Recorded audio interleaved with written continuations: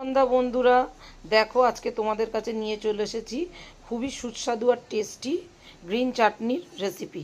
তো এই গ্রিন চাটনি বানাতে কি কি লাগছে হচ্ছে ধনেপাতা।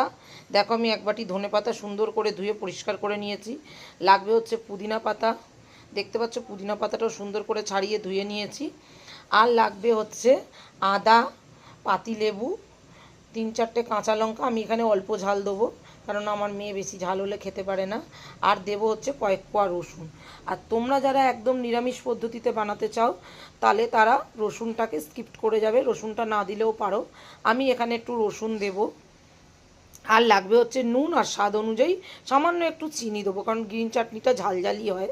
আমি সামান্য একটু নুন মিষ্টির ব্যালেন্সের জন্য দেবো। তো দেখো প্রথমে নিয়ে নেবো হচ্ছে একটা মিক্সিং জার। এবার এর মধ্যে দিয়ে দেবো হচ্ছে ধনেপাতাটা। দেখো দিয়ে দিলাম ধনেপাতা। তারপর দিয়ে দেবো হচ্ছে পুদিনা পাতা।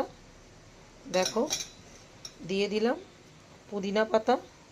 দিয়ে দেবো নুন স্বাদ অনুযায়ী। দিয়ে দেবো সামান্য একটু চিনি স্বাদ অনুযায়ী। দিয়ে দেবো হচ্ছে কাঁচা লঙ্কা। আর দিয়ে দেবো আদা কোচানো, এই যে। আর দিয়ে দেবো হচ্ছে রসুন। সমস্ত কিছু নিয়ে সামান্য একটু জল দিয়ে আমি এটাকে একটু ব্লেন্ড করে নেব। চলো বন্ধুরা, তারপর তোমাদের দেখাচ্ছি। আর বন্ধুরা দেখো আমি লেবুর রসটা এর মধ্যেই দিয়ে দেবো, দেখাতে ভুলে গেছিলাম তাই পরে দিচ্ছি, তোমাদের একটু দেখিয়ে দিলাম। তো দেখো বন্ধুরা, গ্রিন চাটনিটা আমার মিক্সিতে পেস্ট করা হয়ে গেছে। এবার আমি ঢেলে নেবো। দেখো কি সুন্দর হয়েছে। জানো তো বন্ধুরা, তোমরা বলবে যে এই গ্রিন চাটনিটা দিয়ে কি হবে। এইটা হচ্ছে দই বড়া, পাপড়ি চাট, এই সব জিনিসের উপর এই গ্রিন চাটনি দিয়ে খেলে পরে তার স্বাদই 100 গুণ বেড়ে যায়। আর তার সাথে হচ্ছে তোমরা যে কোনো স্ন্যাক্স আইটেম, ধরো ফিশ ফ্রাই বা ধরো ফিশ ফিঙ্গার, এই সমস্ত কিছু ফ্রাইড আইটেম খেলে পরেও দেখো এর থিকনেসটা কত ঘন করেছি আমি, দেখতেই পাচ্ছ তোমরা।